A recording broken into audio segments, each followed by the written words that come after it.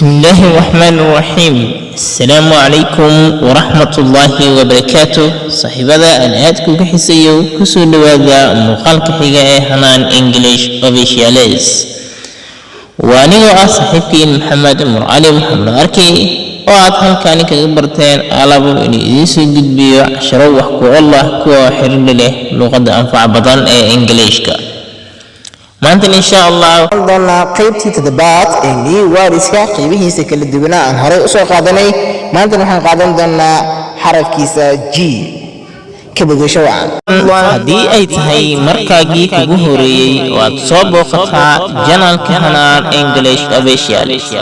ilaawin inaad subscribe saarato channelka kadibna aad gambaleelka furato si aad u hesho muuqaalada xiisaha badan aynu bartayna soo gelino. mahadsanid. Number 1 Garant waxaa la yidhaahdaa siin. Please fadlan guarantee me leisure fursad isii baa la yidhi marka.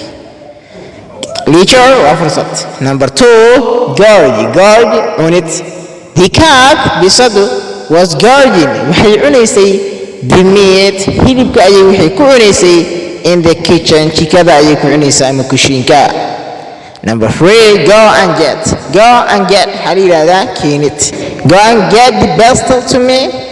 kasha igu keen baa la yidhi careful si taxadar leh. handana number 3 go and get keenid.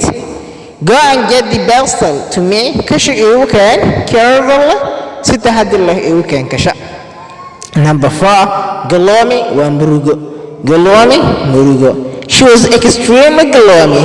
aad bay u murugsanayd because of maxaa yeelay she was divorced waa la soo furay.